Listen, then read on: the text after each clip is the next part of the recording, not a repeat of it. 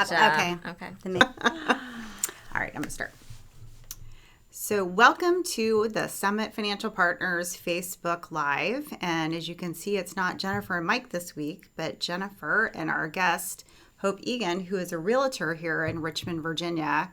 And given how much real estate is in the news and the housing market and interest rates, we thought it would be really good to hear from an expert about what is going on in the markets and what it's like right now to buy or sell a house, and make some words of wisdom around all of that. And so hope you had some really interesting statistics, right, about what's going on in the markets right now as far as supply and how quickly things are selling. Right. So would you share those with us? Sure. Well, anyone pretty much who is alive living in Richmond these days is aware of the housing situation. It seems like more than ever, if people hear that I'm a real estate agent, they go, oh, what's it like? And that's Do you ever sleep? That's never happened to me before. It's usually not really a big thing, but most people are aware that inventory is really low and demand is really high. So just in case someone didn't know that. So if you want to jump right to the statistics, it's pretty startling. We were talking about the fact that I was thinking about a lot of different things, and I just wanted to find out for myself what the numbers showed. So Right. I just did a very quick analysis yesterday. The median sales price for housing in the Richmond area, this includes condominiums and single-family homes, in January of 2020 was $252,560. So basically $250,000. In March, it was $300,000. So the average home price sale has jumped by $50,000 in 15 months. Correct. Which seems pretty phenomenal. Yeah, so I can imagine one of the main things that drives that is the interest rates being lower does give the people the ability to buy a little bit more house than they used to. I've heard people say, buy as much house as you possibly can afford while rates are this low. Are you hearing kind of a lot of that conversation? In the past I was. Rates have been historically low for kind of a long time. Forever, so now they've been historically low. So I'd say on an average year, that's true. Mm-hmm. And I think the trend on average was increasing for that reason. But this level definitely goes beyond that. I think this has a lot to do with multiple offers. Mm-hmm. And people offering higher than the appraised value. So instead of just low interest rates or inflation or, your basic price increases, if the house that you're buying, or let's say if you were listing a house and you were looking for comparable sales to figure out what to price it at, right. If the house next door just had a multiple offer situation where someone on a fluke paid $50,000 over, that is now a comp for your house. Right. And so all it takes great if you're the seller. Right, exactly. And so I was talking to someone this weekend, and they talked about these artificially high prices, and I'm like, they're not really artificial.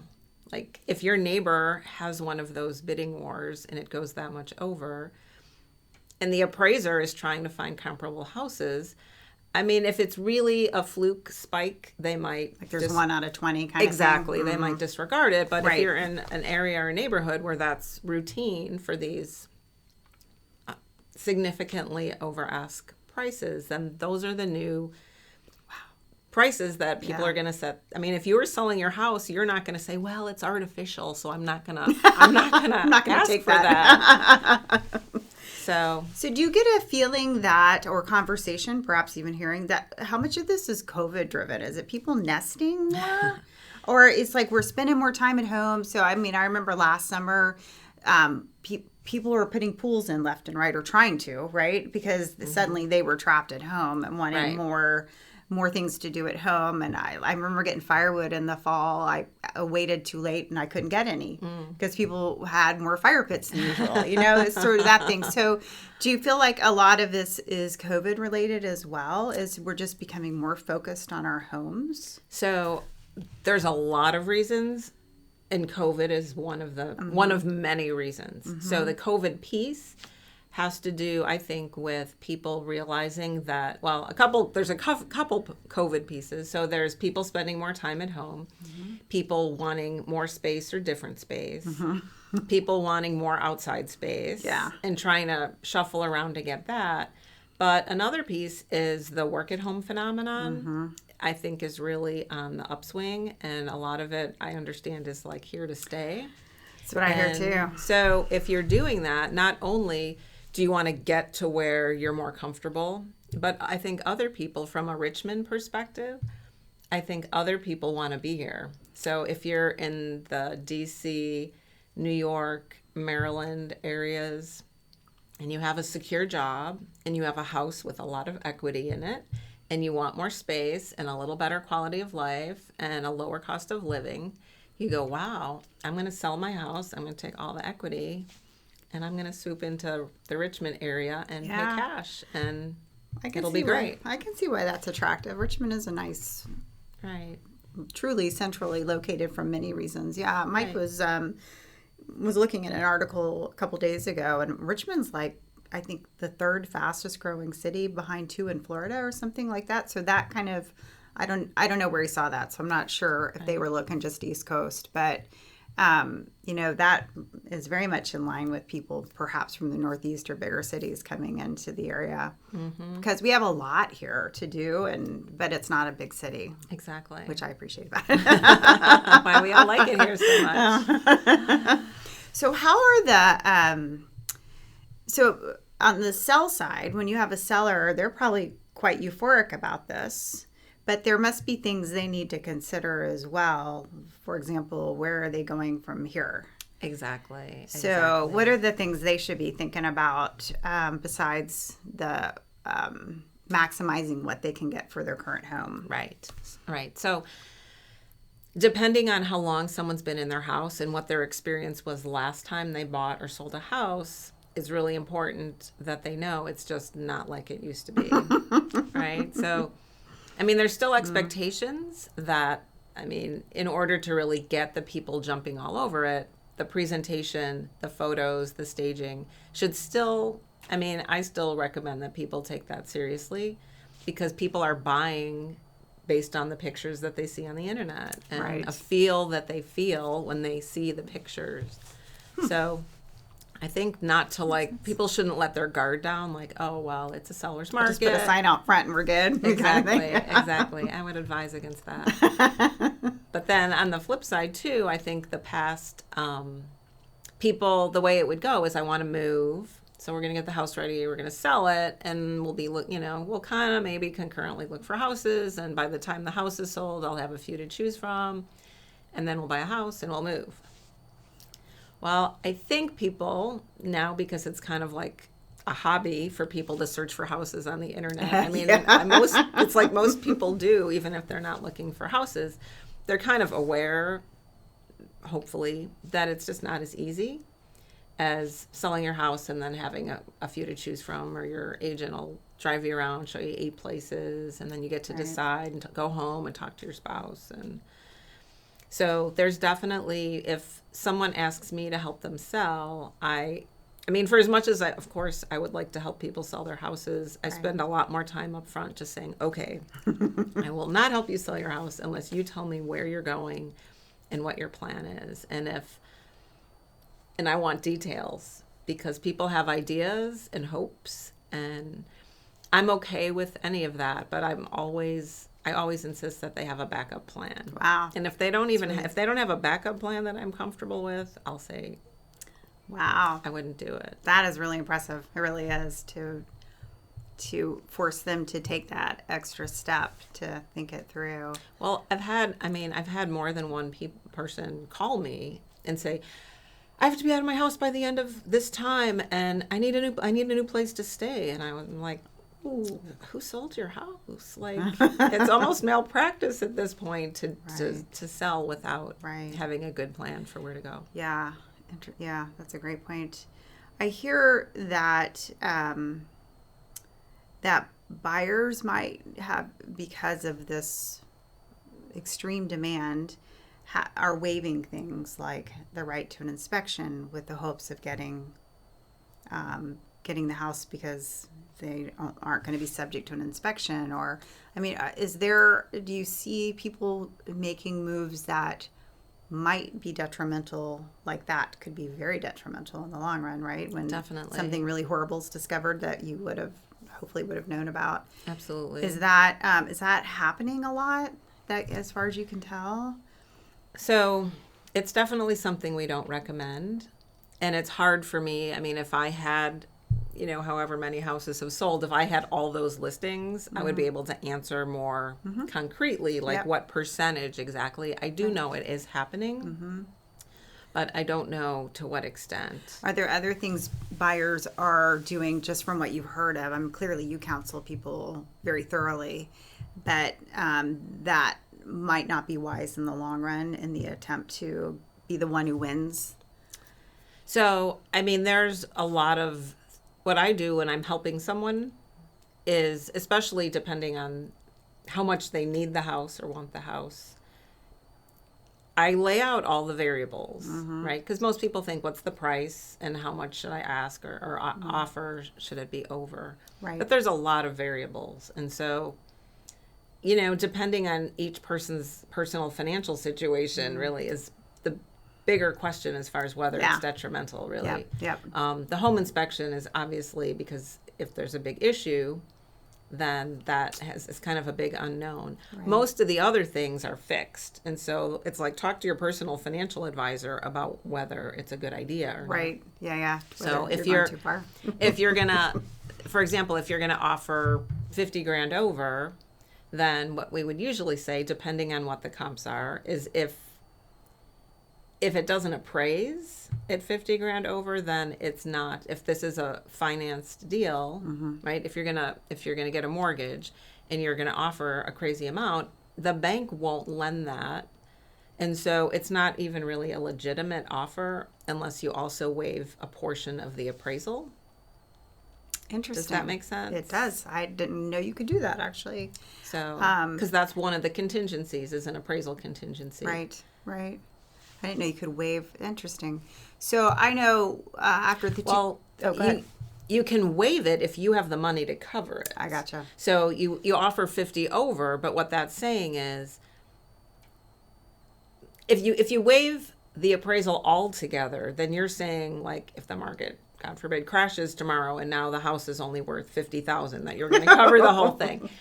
But you can write in that you're going to cover the difference between the asking price and the overage price. And what that's saying is, if it appraises for the asking price and we offer a lot more, that the bank isn't going to lend on this. Right. Therefore, we're going to come up with it. You got to have the cash. Interesting. Okay.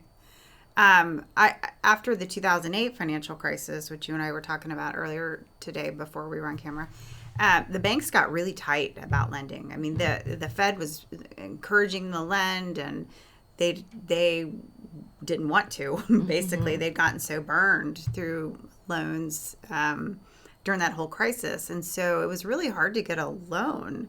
And it was like, it was almost like an organ donation to get, because the paperwork was like this. And have things loosened up a little bit on the lending side, or is it still pretty much you're jumping through lots of hoops to get there? I mean, the paperwork that you sign is here to stay. I mean, at a closing, a finance closing, there's a lot of paperwork. There's a lot of criteria. I mean, but they have their formulas, and your income, expenses, assets and liabilities, and your credit score are really the main things that are looked at. I think if you're self-employed, there's bigger issues. You usually need to be employed for a year. Yep. With your current employer. But there's a lot of specialty lenders too. So even if if you're not like a cookie cutter situation, there's a lot of lenders that like I wouldn't be. I'm self-employed, right? So right. Yeah, I do. I'd forgotten that, but they looked at my income. I think as half of what it was, or something like that. It was crazy. One thing I've seen, this is a little switch and stuff, but my parents sold their primary home that they'd had for 30 years this past summer. And one of the things that won them over was the successful buyer wrote them a letter. Mm-hmm. And it was a young family, very sweet, and she included pictures of her kids. She had two little boys. And my parents' house was a great house for that. It's a big basement. It goes down. There's a creek in the backyard. Mm-hmm. And, and she made the point of talking about how she'd grown up around there and how much her kids would enjoy the creek. And is that a very effective strategy? That wasn't really what won them the house, because they were, I think, highest or within, but I think it did sway it. And my mother especially is very happy because someone who loves her house is in it. Mm-hmm. And that was really important to her. And I'm so glad, because she didn't really understand why I didn't want to live in that house. I think her whole life was, that she kept thinking, you'll want this house someday. And it was a totally different layout than anything I would ever build. So, has that been an effective strategy? Have you seen people... Yes, cave to that? Well, I think it's different. I think the bottom line, sellers in general, they want their best financial situation. Mm-hmm. However, I have been in several situations where, especially if there's multiple offers, mm-hmm. and the multiple offers are very similar, that could make a difference. Yeah, I can see that. If the seller's having a hard time with very similar terms, knowing who the buyer is, especially if there's some emotional attachment to the house, makes a difference. Yeah, that's pretty. Have you seen much with I've heard like even the construction market is tight as far as getting people to fix up the place, or have you been hearing that was we'll move in and then we'll fix it up, or have people been having trouble with that, or is that kind of further enough down the path that you're not as involved in that part of it? Well, I am to a certain extent, mm-hmm. and I definitely hear from construction people and from mm-hmm. Homeowners that, and my own experience, mm-hmm. yeah. that it's not easy. It's not easy to find contractors, mm-hmm. And then the contractors who are available are very busy. And they have a hard time getting help, subcontractors or employees if needed. And especially, now this is pretty big news that it's pretty hard to miss, the materials prices. Right. Supply issues. Huge supply issues with lumber and drywall and steel. Mm-hmm. So that it's hard to get appliances. It's hard to get an appliance repaired, too. I have an appliance repair guy. Do you? That's pretty easy. Okay. Yeah. They keep coming back to my house over and over. But raw materials, the prices are skyrocketing. So anyone, even if you have a good contractor who has workers, you kind of have to hold your breath when they give you the quote. Even your reasonable quote contractors are coming in big at shocking prices, and they don't feel good about it. They don't feel good about their time frames. They don't feel good about having to tell you it's going to take 12 weeks to finish the job that we started because we can't get this part or that part in. Yeah, that's tough. And this whole phenomenon is so interesting to me, especially people buying bigger, because it was only a couple years ago that I was seeing articles about how we're going to have this glut of big houses because people are downsizing and the younger people don't want houses, they want to rent. And it seems like there's been this huge wholesale shift, about, away from anything that was predicted 2 years ago.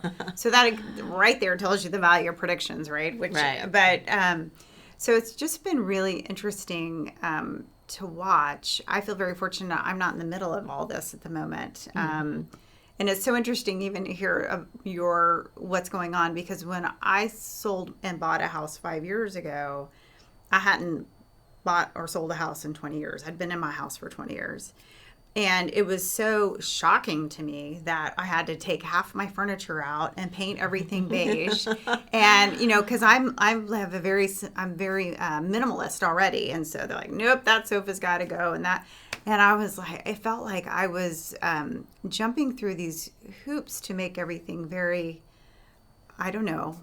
Model home. We call it model home ready. Yes. And so it sounds like now you need to do some of that, but maybe not be quite as extreme. That felt extreme to me, to, paint your navy blue and white bathroom tan. It felt, Right. Oh, no. I would say it's more about, I think a lot of all of this is fueled by the HGTV phenomenon. I know. That's what I was thinking. That was the staging thing too. Yeah. So, I mean, that goes from the first-time home buyers, what their expectations are. I think it goes to the rehab flipping thing. I think the demand for even fixer-uppers is a lot higher because a lot more people are investing or thinking that they're going to buy and fix it up and flip it. So that does a lot. I mean, I think the point, I just want to maybe mention about staging. Yeah. So maybe in a buyer's market or in drastic situations, there's the let's redo your whole house and make it look like a model home. I mean, there's probably a time and place for that. I think what's really cool about professional stagers, though, is a lot of them work with what you have. Mm-hmm. I've seen that happen, yeah. So the point there, I mean, if there's crazy paint that needs painting, or if a seller really wants to, put on the best face, I'm never going to stop someone from painting. But depending on the circumstances, a stager with artwork and big white fluffy towels and chunky candles and throw pillows can do amazing things. And even taking things and moving them to different parts of the house. But as far as removing stuff, I mean, the thought process is, hey, you're moving. Get rid of it. Or put it in storage. Or get it where it's going, or that's what at a relative's house on the way to where it's going. Yeah. The thinning out really makes a difference in the photos. Yeah. I remember it took us, I think 3 weeks to sell the house. It felt like forever. It'd been a long time since I'd obviously done any of that. Should I throw out my stats on market time? Yes, that is pretty interesting. So in January 2020, the average days on market were 28, which is slightly lower than the kind of historical average, I think, of 30. You'd expect your house to sell in about a month if it's done well. As the end of March, the average days on market are down to 6. Wow. So, just another example of the demand. Interesting. So interesting. I remember my parents moved from their home into a retirement community a year ago, January, and then COVID hit, and they hadn't put their house on the market yet for various reasons. And I was like, oh no. This is going to be bad. No one's going to be buying houses by the time, I thought it was going to be awful. Me too. And they sold it first day, multiple offers, not the 55 kind of offers that you've seen, but they had 3 or 4 offers, and that we were just grateful for that. But yeah, it's really, it's been an interesting in many ways year or so. Absolutely. No doubt about that. Yeah. So, this has been really interesting. Is there anything else you want to add before we wrap? Since you like statistics, I'll numbers. reiterate. I'll share what I shared earlier about the number of homes for sale. Yes. And how historically in the greater Central Virginia area, the number of homes and condos, whenever I would go do a search, would routinely exceed 5,000. In October of 2019, it was 5,100. In January of 2020, it was down to 4,000. And in March of 2021, it was 1,700. Wow. So that just sort of puts it in perspective. It really does. And it must be very frustrating, especially if you were just sort of at a life stage where you were ready to buy a house for the first time, or get a bigger house because now you have kids or for whatever reason, and it's really has nothing to do with the emotions and all the stuff that's going on around. It must be really frustrating to be that buyer. Mm-hmm. And, I don't know. Do you ever counsel people to just kind of wait? I mean, it will cool off at some point. I mean, every market's cyclical, not to say there will be a big bust at any time. Who knows? You said that. I said not that there will be. But it will cool off at some point, right? And but the question is, when is that? If you're in a 2-bedroom home and suddenly you have 3 kids, can you wait 2 years? Can you stand to wait 2 years to get a little bit of a larger home? And so are people ever just backing off and just saying, I'm just going to just wait? I think so. I think I did want to speak to the buyers out there. There's a lot of them. Please do. So I think the good news with real estate agents is you get free consultations. Mm. And so you can talk to a professional and walk with someone in this decision, even though it feels like, because you can do all your house hunting online. That's not what we do. Right. We don't just open doors or show people houses. We work with people and help them make decisions. So if you get a good consultative agent, then, and get referrals and make sure you know who you're working with. In the past, sometimes people, if I was talking to them, if they needed an agent, they might say, oh, well, my Aunt Jeannie just got her license and I think I'm going to work with her. Right. It's probably not a really good time to work with someone like that. I think having experience with these multiple offers is important because there's subtleties and it keeps changing too what different agents are doing in order to help them win. Mm-hmm. And they're small, but they're effective. And so making sure you're working with someone who has walked through the multiple offer situation is important, and who can just walk with you and get to know you and help you make an informed decision. Yeah, makes total sense. Yeah. So, yes, there really is no substitute for expertise. Right. And in real estate, when you're buying in general, our fees are paid by the seller. That's true. Through the seller's agent. And that's why it's sort of a unique free lunch. There's no free lunches in financial planning, but in real estate, buyer agency kind of is one. Yeah, that's great advice. I definitely learned a lot in my last real estate transaction. So, well, thank you for being here. Do you want to share your contact information just in case someone wants to? Yeah, if someone wants to reach me, our website is Egan Team, EGANTEAM.com. Okay. All our contact information's there. More information about us, reviews from clients, search tools, whatever you need. Great. Good. Thank you, Hope. Thank you. Thanks for tuning in for what I think is our 10th Facebook Live session. And as always, let us know if you have any questions or feedback. We'd love to hear from you. Thanks. Bye. Bye.